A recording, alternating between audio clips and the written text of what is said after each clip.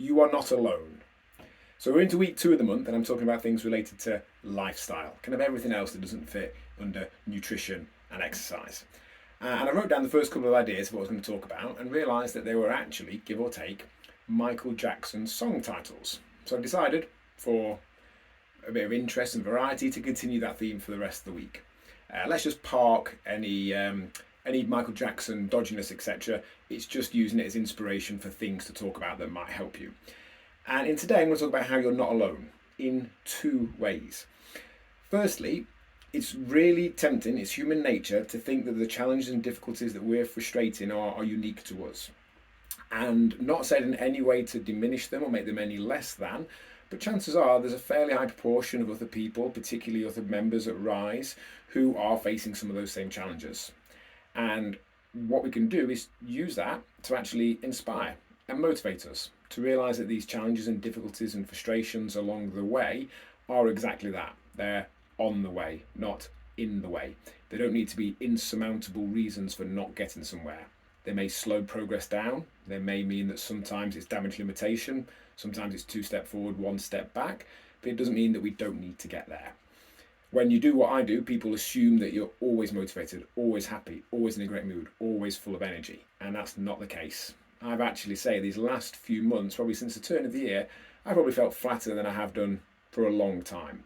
I've not really been feeling it a fairly high proportion of the time, but I just know from experience that not doing it, not doing exercise, not doing better eating, not doing some of the things that I might not feel like doing for the business, just lead to things getting worse. I know that by doing them, I might start to feel like it, but even if I don't, I'll still get the result at the other end. Or worst case scenario, I might get a slightly less result than I'd got if I was doing it when I really felt like it and was up for it, but it'll still be way more result than not doing it at all. So, yeah, I get it. We all have periods of feeling not great, people dying, all that. It's still shit. It doesn't mean to diminish it or dismiss it, but hopefully we can see that as help us realise that these things, again, don't have to be in the way. They don't have to create an insurmountable block between us and where we want to get to. They're just things on the way that may slow our progress and require a bit of course correction. And the second thing I was going to talk about is you're not alone in terms of we and other members are there for you. Again, I know it's human nature that when things start to go less well, to go a little bit head in the sand, to go all lone wolf, to retreat from the pack, to tell ourselves, I know what I need to do, I just need to do it. And I've mentioned before in these videos, the lone wolf always starves. I get it. I'm tempted to do the same sometimes. I'm tempted to do it with my friends and my family. I'm tempted to, and to some degree do it with my own coaching program. But if anything, all I've become good at is recognising the signs of that quicker perhaps than I could have done otherwise. So you're not alone. We're here for you. Other members are here for you. But that can only work one directionally so far.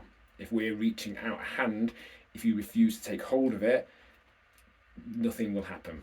If we're sending you messages and you're not replying, again, nothing will happen. I know it's not always easy. I know sometimes it's one of the hardest things you'll do. I get that, but you're not alone. When there's a hand reaching out for you, you have to take it.